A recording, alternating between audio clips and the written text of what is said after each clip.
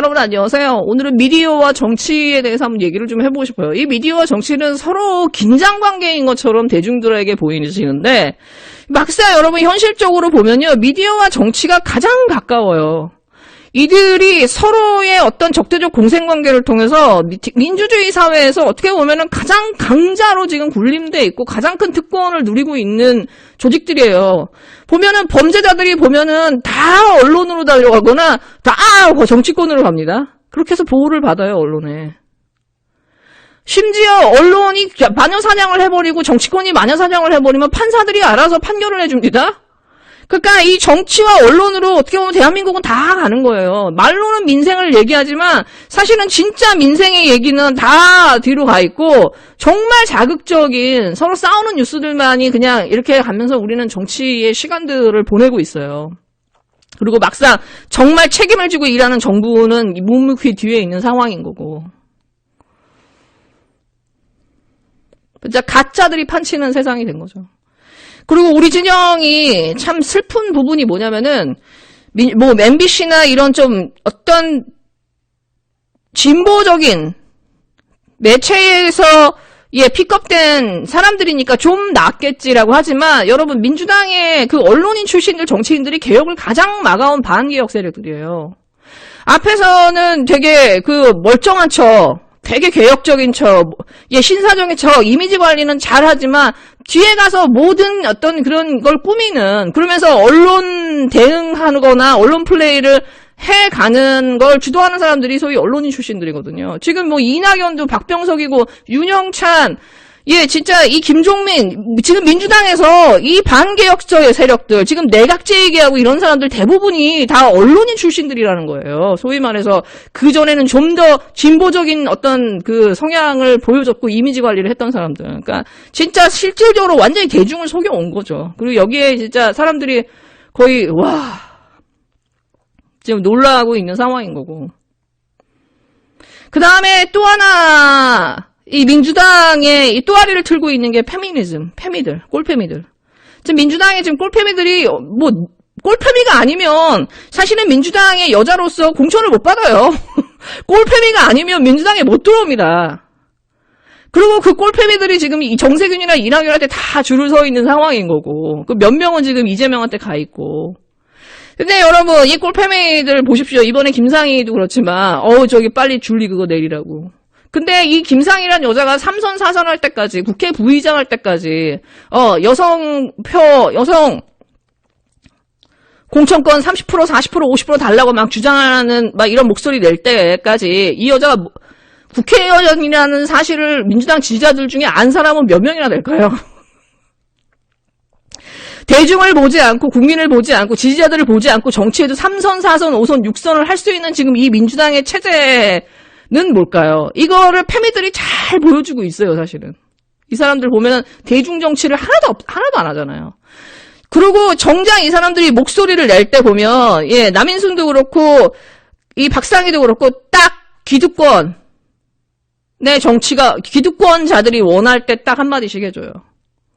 이 사람이 예를 들어서 진짜 인권 유린이라든가 위안부 할머니 문제, 그 다음에 조국 장관의 따님이나 그 정경심 교수가 그렇게 조롱당할 때, 심지어 막 그 안대까지도 조롱당하고 그랬었죠.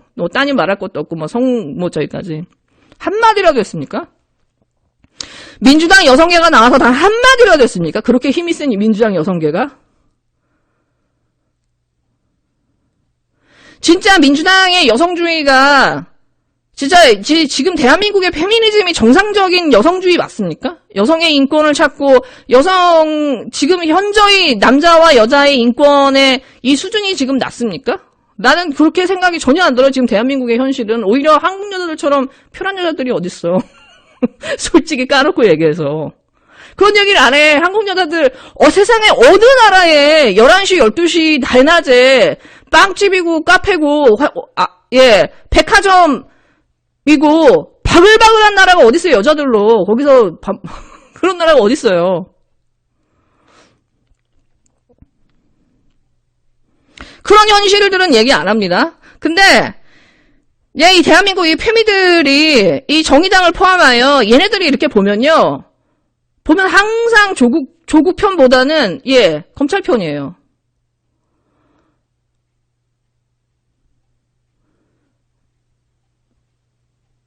우양바 할머니라든가 이런 정말 편을 들어줘야 되는 때는 가만히 있고, 진짜 이 기득권이 당할 때는 거기다가 인권 침해나 2차 가해나 이걸 집어넣어서 보호를 해줍니다. 지금 줄리가 여성 인권의 문제입니까? 지금 줄리의 문제가? 왜 벽화라고 하는 형식으로, 노래라는 형식으로 왜 줄리라는 게 이게 회자됐어요? 일반 시민들에 의해서. 언론이 보도를 안 하기 때문이잖아요. 언론이 보도를 안 하니까 사람들이한테 서동요가 돼버린 거 아니에요, 줄리가. 언론이 이 윤석열이나 김건희의 의혹에 대해서 정상적으로 보도했다면은 이런 줄리, 이런 서동요가 나올 수가 없어요, 이런 벽화가. 근데 이것마저도 지금 여성 인권 침해라고 하면서 지금 프레임 전환을 합니다. 언론도 마찬가지고, 언론이 스스로 반성을 안 해요. 근데 여기서 가장 더러운 짓을 하는 게 페미들이에요, 소위 페미들.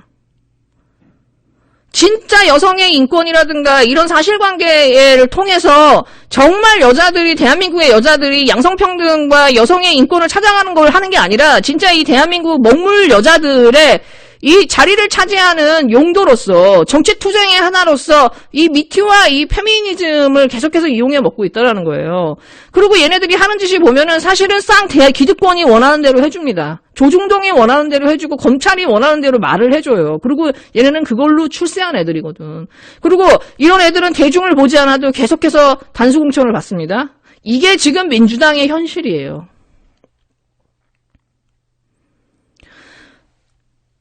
한 여자의 도덕적 타락, 한 여자의 그 도덕적 타락을 통한 재산의 증식과 사회적 성공, 학위 취득, 그 다음에 이 권력을 향한 욕망이 어떻게 여성인권 침해로 넘어갑니까, 이게.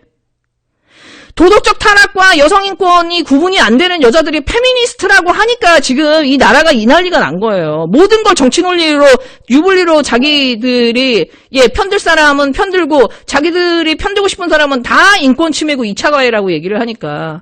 하다 이젠 줄리를 편들어주는 상황이 된 거예요. 줄리가 정말 이 줄리로서 살아서 마치 프리티 우먼처럼, 무슨 시드니 슬던의 그 내일이 오면의 여자 주인공처럼, 무슨 멋쟁이 검사를 만나서 신분을 상승하는 신데렐라 얘기라고 하면 이렇게 오지 않았어요. 줄리가 이렇게 서동요가 된 이유는 이 사람이 그 여성성의, 극단의 여성성을 가지고 이 권력과 이 돈의 근처에 있는 사람들과 함께함으로써 자신의 범죄를 덮고 자기의 권력을 누리고 학위를 따고 이제는 영부인을 꿈꾸고 있기 때문에 지금 여기까지 온 거거든요. 이게 어떻게 여성인권에 침해하고 합니까? 제가 이 워마드와 이 메가를 편들고 이들의 범죄 행위를 편들고 박근혜를 가지고 조롱하는 게 여성인권 침해라고 하면서 촛불 집회를 거부했던 이 메갈 워마드를 보고 이걸 보면서 참 많이 느끼고 이 줄리까지를 보고 있으면 이 대한민국의 지금 이 페미니즘은 그냥 정말 세기말적으로 거의 그냥 폐륜으로 가고 있어요. 이 여자의 도덕적 타락이나 이 범죄와 이 여성인권을 구분을 못해. 그리고 자기들이 보호할 대상이면은 거기다가 2차 가해, 무슨 피해자 중심주의, 여성인권을 집어넣어서 끝까지 쉴드 쳐서 프레임을 전환을 합니다. 그러니까 이거는 기득권이 원하는 거잖아요. 그리고 이걸로 대중을 속입니다. 20대 남자애들은 이걸 빨리 알아본 거고.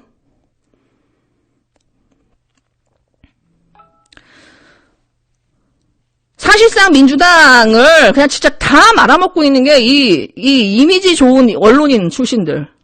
그 다음에 이 여성계들이에요. 그리고 이 모피아들. 이 김진표나 정세균을 포함한 이 모피아들 출신들. 이 사람들이 이미지만 개혁적이고 좀 더 나았고 신사인 것처럼 하면서 사실상 대중을 속여온 거거든요. 근데 제가 정말 이 우리 진영의 이 유튜버들이나 이 대형 스피커들이 지금까지 이렇게 해온 짓을 보면서 참 우려가 되는 부분이 뭐냐면 지금 민주당의 대선 경선이 바른 방향으로 지금 가고 있습니까? 지금 이 대선 경선의 시작부터 이 끝을 한번 보세요. 지금까지 현재 상황을 보세요. 이낙연만 수혜를 받는 방식이에요. 시스템이에요. 이걸 통해서 가장 큰 수혜를 받는 건 다 이낙연이에요. 지금 국회에 이 개혁 법안을 놓치면서 여야 협치를 얘기하고 하면서 가장 수혜를 받고 있는 거는 이낙연식 내각제 개헌이에요. 수박들이 원하는 쪽으로 국회는 다시 재정비되고 있는 상황이고, 이 민주당의 경선도 이낙연이 가장 큰 수혜를 보는 체제로 갑니다. 사실은 민주당의 정신에 가장 적합한 사람은 제가 볼 때 추미애예요. 민주당의 지지자들이, 민주당의 대형 스피커들이 정말 민주당의 제대로 된 미래를 원하고 민주당이 제대로 된 개혁정당으로 적어도 중도 개혁정당으로 이 자리매김을 하면서 계속해서 커기를 원한다면은 지금 이낙연을 이런 식으로 이재명과 동등으로 띄워줄 수는 없거든요.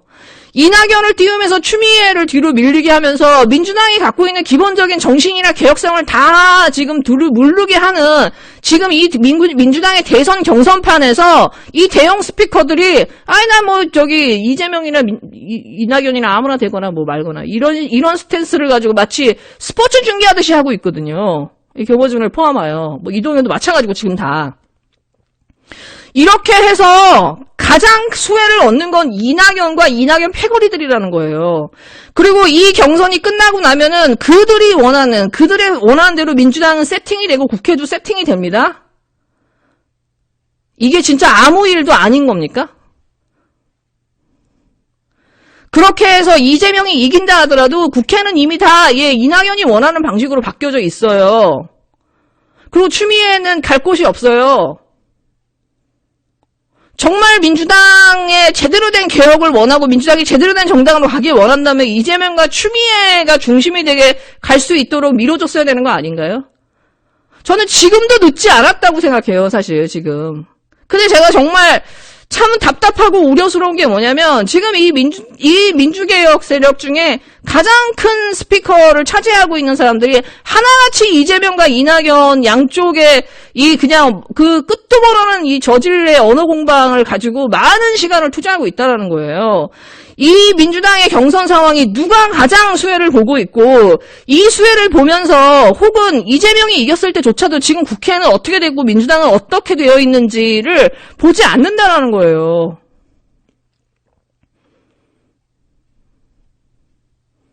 지금 그런 상황에서 지금 추미애 장관 혼자 지금 저렇게 분투하고 있는데 아무도 도와주는 국회의원 하나가 없다라는 게 지금 민주당의 현실이라고 하는 게 여기에 개탄을 해야 되는데 아무도 이런 얘기를 안 해요. 대형 스피커들이.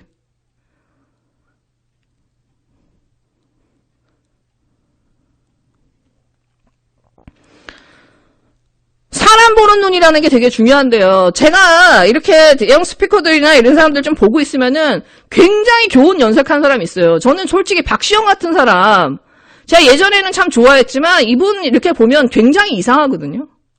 마치 되게 양쪽 다 되게 균형이 있는 것처럼 여론조사 전문가이 좀 숫자 들이대고 합니다. 그때 막상 정말 결정적인 순간에 우리 뭐 선거 졌을 때도 그렇고 이번에 법사위 넘겨줬을 때도 그렇고 꼭 청와대 탓을 해요. 민주당이 또 한 가지 언론 플레이가 뭐냐면 사고를 쳐요. 그 다음에 살짝 이 유튜버들을 통해서나 사람들을 통해서 흘립니다. 청와대의 짓이라고.